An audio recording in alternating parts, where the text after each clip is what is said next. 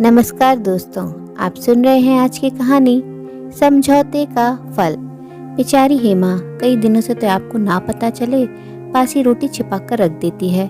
कितनी बार मैंने चुपके से खाते हुए देखा है उसे। माँ, अथर्व दौड़ता हुआ आया। मम्मी देखो, बुआ जी को क्या हो गया है, समर्थ को कितना मार रही हैं।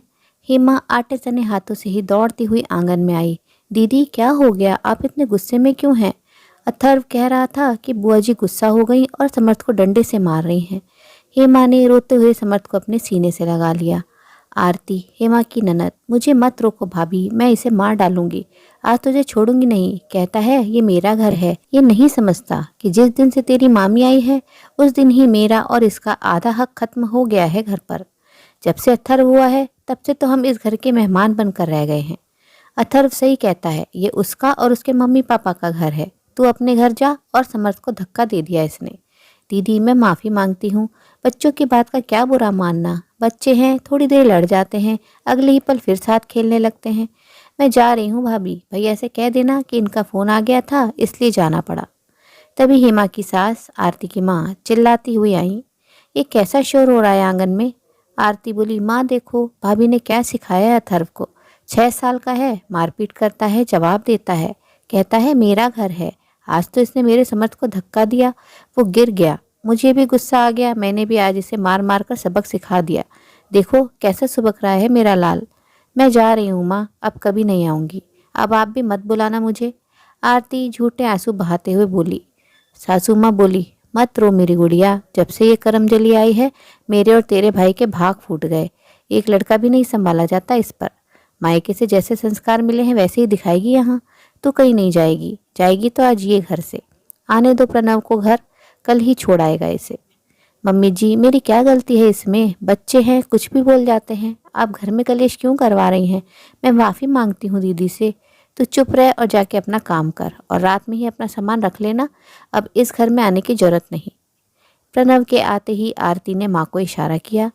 माँ भैया आ गए और धीरे से अंदर वाले कमरे में सरक गई ननद रानी। पर्दे के पीछे दुबक कर आज परमानंद की अनुभूति करना चाहती थी। इसी दिन का तो ननद रानी बेसब्री से इंतजार कर रही थी, कब भैया भाभी को खरी खोटी सुनाए। बचपन से ही ननद रानी ऐसे ही स्वभाव की थी, किसी को बेइज्जत करने का मौका नहीं छोड़ती थी, ना ही किसी से उसकी बनती थी। घमंड तो 7वें आसमान पर था उसका, इसलिए इकलौता लड़का देखकर माँ पिताजी ने अमन से ब्याह दिया। सुन प्रणव, तू संभाल ले हेमा को। प्रणव पानी पीते हुए बोला। क्यों, क्या हो गया माँ? अब क्या कर दिया हेमा ने?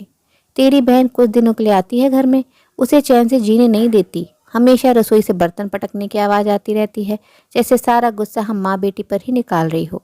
खाना भी ऐसे नाक मुंह बनाकर देती है जैसे हम इसके दुश्मन हो। रोटी भी पूछ कर बनाती है कि कितनी खाओगे आप लोग। आज तो हद ही कर दी इसने। फिर पूरा किस्सा सासू माँ ने नमक मिर्च लगाकर बताया। अच्छा ऐसी बात है माँ, आज तो मैं फैसला करके रहूँगा इसका। प्रणव ने जोर से हेमा को आवाज़ लगाई। दोनों माँ बेटी के मन में लड्डू फूट रहे थे। हेमा दौड़ती हुई सक पकाती हुई आई, चुपचाप से नीचे मुकर के खड़ी हो गई। हेमा, ये माँ क्या बोल रही हैं? और माँ क्या बोला आपने? हेमा रोटी गिनकर बनाती है, क्या आप नहीं जानती वो क्यों करती है ऐसा? आप ही उस पर चिल्लाती आई हैं जब भी एक रोटी भी ज़्यादा बन जाती है। बेचारी कई दिनों से तो आपको पता न चले बासी रोटी छिपा कर रख देती है। कितनी बार मैंने चुपके से खाते हुए देखा है उसे। पूछो तो कहती है अन्न का अपमान होता है। आपको पता है अथर्व के पेपर चल रहे हैं, मेरे पास तो टाइम होता नहीं इसे पढ़ाने का। हेमा ही इसका सब देखती है। क्या कहा आपने? नाक मुंह बनाकर खाना देती है। जब भी आप लोगों को रोटी देने आती है तो आप लोग इसी की बुराई कर रहे होते हो और उसके आते ही चुप हो जाते हो। क्या उसे पता नहीं चलता? उसे नमक चम्मच एक एक गर्म रोटी के लिए 50 चक्कर लगवाते हो। क्या आरती खुद खाना नहीं ला सकती रसोई से? भाभी है उसकी, क्या थोड़ा इंतजार करके उसके साथ खाना नहीं खा सकती? भरे पूरे परिवार से आई है, कभी अकेले खाना नहीं खाया इसने। दिन में तो बस एक आध रोटी खाकर ही रह जाती है, रात में मेरे इंतज़ार करती है। अगर मैं ऑफिस से खाकर आता हूँ तो उस दिन भी ऐसे ही दुखी सी हो जाती है। कभी आपने पूछा है हेमा तूने खाना खाया, तेरी तबीयत कैसी है? तो किस बात का संयुक्त परिवार? बेटे का ख्याल, पापा की दवाई का ख्याल, तुम्हारे घुटनों की मालिश, मेरे हर जरूरत के सामान को तुरंत हाजिर करना, ये सब कौन करता है? आप तीर्थ स्थान पर किसके सहारे घर छोड़कर जाती हैं? जवाब दीजिए। आप आरती को कुछ भी देती हैं, कभी उसे या मुझे दिखाया है क्या दे रही हैं? वो भी घर की बहू है और मैं बेटा। अब आरती का स्वभाव तो बचपन से जानती हैं। वो हर बात बड़ा चढ़ाकर बोलती है और आप विश्वास कर लेती हैं। कभी घर की बहू की भी सुन लिया कीजिए। वैसे तो अब सुनने की जरूरत नहीं पड़ेगी, बहुत हुआ समझौता। आज तक समझौता ही करती आई है मेरी हिमा। उफ तक नहीं कि बेचारी ने, इतनी पढ़ी लिखी है फिर भी घर में नौकरानी जैसा हाल बना दिया है उसका। इसमें मैं भी बराबर का कसूरवार हूँ, पर अब नहीं। कहते हैं बच्चे बूढ़े माँ बाप को बुढ़ापे में अकेला छोड़ जाते हैं। हर बार गलती बच्चों की नहीं होती, कई बार गलती माँ बाप की भी होती है।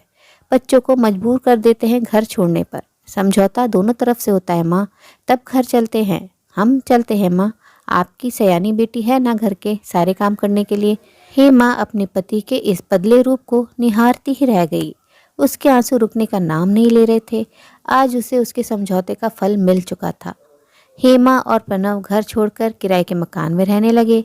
जाते हैं घर भी कभी कभी तीज त्योहारों पर। साथियों, जो समझौता आप लोगों के लिए हानिकारक हो उसे मत कीजिए। जीवन एक बार मिलता है, खुलकर जी लीजिए। उम्मीद है दोस्तों कहानी आपको पसंद आई होगी। कहानी अच्छी लगी हो तो अपनी राय कमेंट बॉक्स में ज़रूर साझा करें और अपने मित्रों और प्रियजनों के साथ भी शेयर ज़रूर करें। दोस्तों आपसे अनुरोध है, अगर आप चैनल पर नए हैं तो ऐसे ही नई नई जीवन से जुड़ी कहानियाँ सुनते रहने के लिए चैनल को सब्सक्राइब जरूर करें। कहानी अंत तक सुनने के लिए आप सभी का दिल से बहुत बहुत शुक्रिया। तो फिर मिलते हैं अगली कहानी में। तब तक के लिए आप लोग अपना ध्यान रखिए, खुश रहिए, ऐसे ही कहानियाँ सुनते रहिए।